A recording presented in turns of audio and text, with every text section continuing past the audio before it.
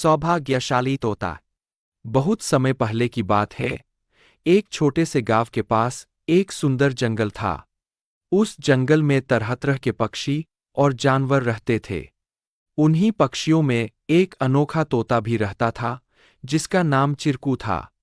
चिरकू को लोग सौभाग्यशाली तोता के नाम से जानते थे, क्योंकि जहां भी वह जाता, वहां कोई न कोई चमत्कार हो जाता या किसी की किस्मत बदल जाती।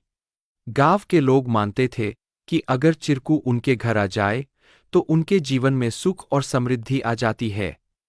चिरकू हमेशा खुश रहता और अपनी मधुर आवाज में गाने गाता। लोग उसे फल और अनाज खिलाते और उसकी भलाई की कामना करते थे। चिरकू भी गांव के लोगों से बहुत प्यार करता था और जहां भी जाता, खुशियां बांटता। एक दिन गांव में एक गरीब किसान, जिसका नाम रघु था, बहुत परेशान था। उसकी फसलें बर्बाद हो गई थीं और उसके पास खाने को भी कुछ नहीं था। वह दिन-रात मेहनत करता, लेकिन किस्मत उसका साथ नहीं दे रही थी।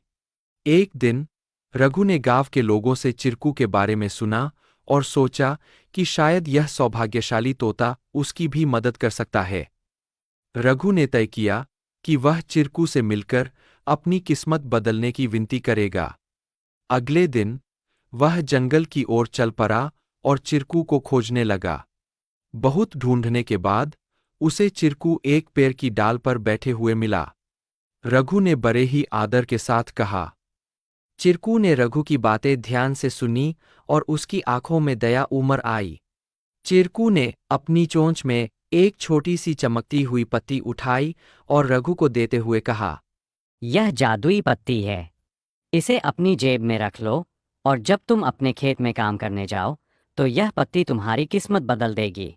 रघु ने धन्यवाद कहा और वह पत्ती लेकर अपने घर लौट आया। अगले दिन वह अपने खेत में काम करने के लिए गया।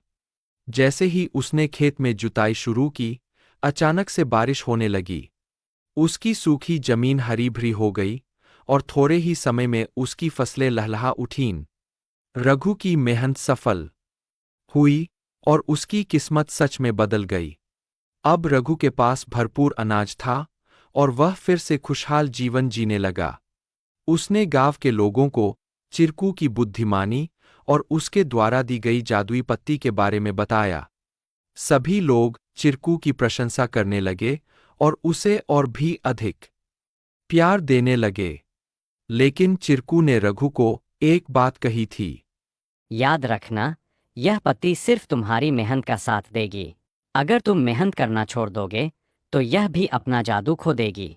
रघु ने चिरकू की बात समझ ली और कड़ी मेहनत जारी रखी। धीरे धीरे उसकी स्थिति पहले से बहुत बेहतर हो गई। वह गांव के सबसे सफल किसानों में से एक बन गया, लेकिन उसने कभी यह नहीं भूला कि उसकी सफलता में चिरकू और उसकी मेहनत का कितना बड़ा हाथ था। कहानी से सीख। इस कहानी से हमें यह सीख मिलती है कि किस्मत भी उन्हीं का साथ देती है जो खुद मेहनत करते हैं। सौभाग्य और अवसर तभी काम आते हैं जब हम अपने प्रयासों से उन्हें सही दिशा देते हैं। Please like, share and subscribe our channel to learn more.